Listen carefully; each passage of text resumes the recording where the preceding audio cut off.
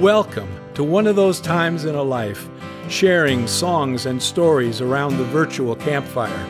At this campfire, I believe.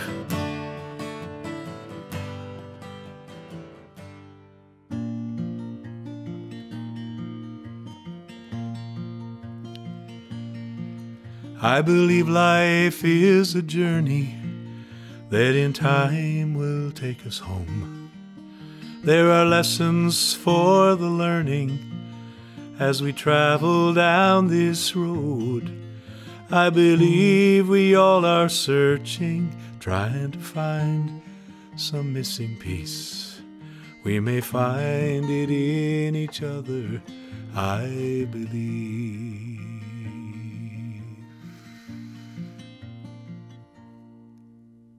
That's the first verse of I Believe, a song I wrote and recorded in 2009 with Mike McCoy. It's the last song on the Between Old Friends album. It's a song 40 years in the making, going back to a day in June in 1969, when my parents, two brothers, and I met at Seaside, Oregon for a Brothers Four concert, and when the world as I knew it disappeared forever. I remember the sun being out, how warm it felt, which is a bit unusual for that time of year. And we're staying in a clapboard condo near the beach. We finish a hearty breakfast my mother happily and skillfully makes. The dishes are stacked in the sink when we leave the table and find our way to the living room. We talk about my older brother's August wedding and how he feels being at the same medical school where our dad got his training 30 years earlier. We discuss my younger brother's first year of college and how well he's doing at school, and on the baseball team. And we talk about my first months of traveling and singing with the Brothers Four, and about the night's concert.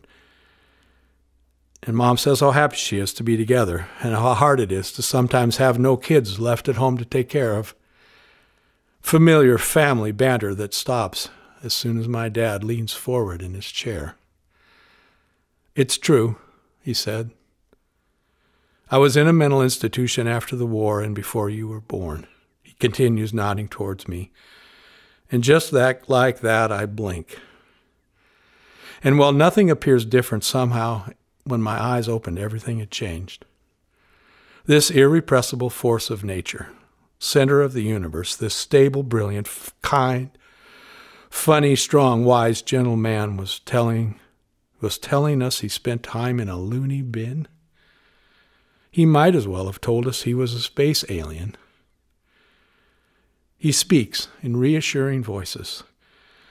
"Once I realized I was sick," he says, "I began to get better.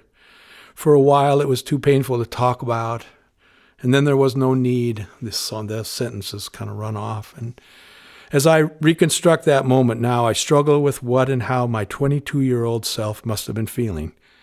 Confusion, shock, anger, bewilderment, fear, terror, some combination of those things. What I remember most is feeling nothing.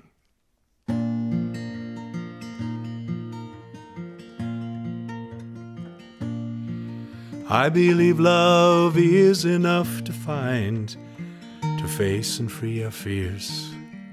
See the light that shines within us through the laughter and our tears. I believe life's full of small steps and some very scary leaps. We are born to celebrate life, I believe.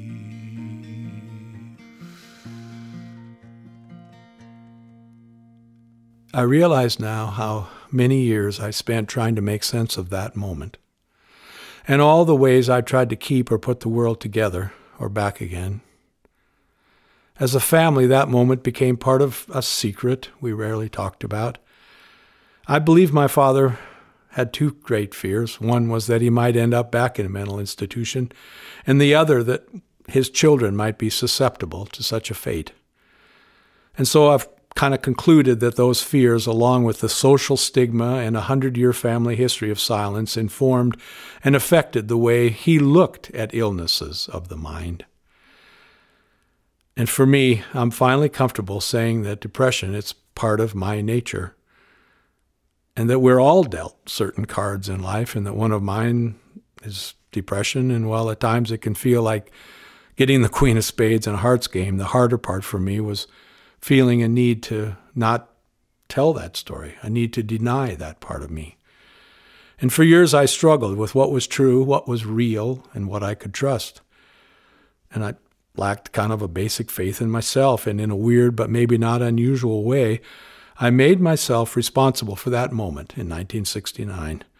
And I ended up seeing myself as damaged goods somehow, and somehow flawed, and created a riddle inside myself I struggled for years to answer.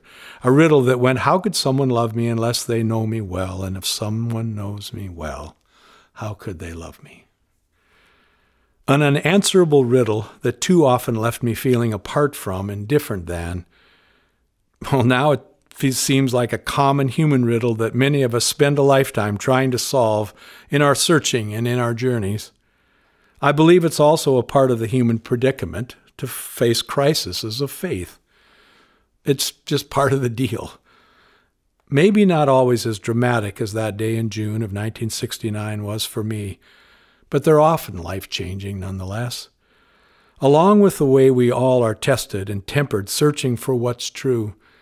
And while sometimes I wish that life were easier and simpler and more clear-cut, it simply isn't. I believe in joy and wonder. I believe in hope and trust. I believe that something special lives in every one of us. I believe faith's often tested, and it's how we face our doubts that will explain, give meaning, define our lives somehow. My father died in the spring of 1997, a few months after my 50th birthday. At the memorial, his minister and friend Don Gilmore read from my father's writings that included thoughts about his depression and his hospitalization. It was the first public acknowledgement of that part of my father's full and now completed life. In the months that followed, I realized that having that information publicly aired and finally shared freed me to explore and so explain my relationship with depression, and more importantly, with that which remained unspoken, and so could never be named. And the liberation and the exploration would be my father's final gift to me. It would take me 10 years to realize the extent of the gift. A gift that included acknowledging and accepting depression as part of my nature. A gift that meant being able to finally find and face and free my greatest fears. Fears that for too long left me feeling I was not enough, and that there was something so wrong with me that I could not, at a most intimate level, love or be loved. And once those fears were faced, the riddle could be solved. No longer afraid of what I might find or who I might be, I was able to discover over time that I was both enough and lovable. Knowing myself better than anyone else could, and finally able to love myself for all that I am, the world became a different place. A world that I saw in a different light. I believe faith is exploring what is darkest for ourselves, and that hope is somehow sharing what we find with someone else. I believe that you have been a true and trusted friend to me.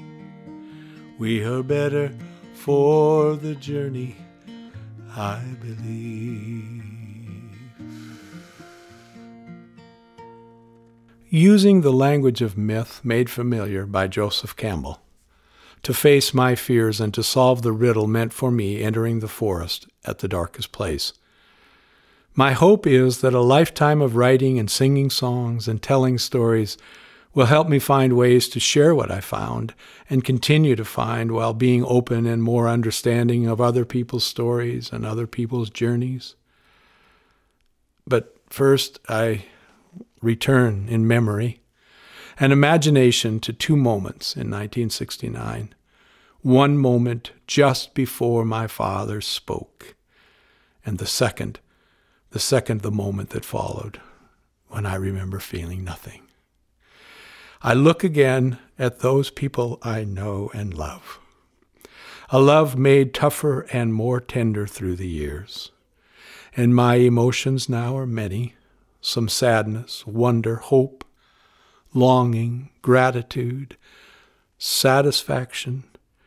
There are things I want to say to my 22-year-old self, but I know he's in no place to hear them.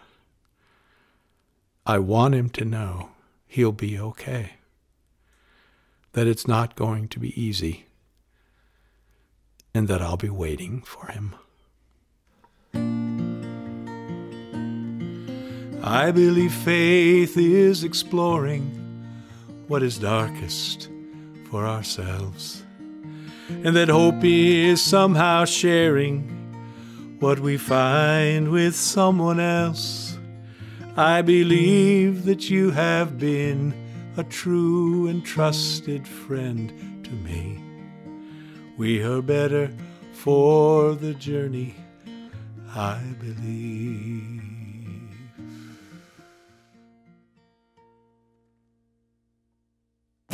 Thanks for sharing one of those times in a life. At the next campfire, that first trip to Japan.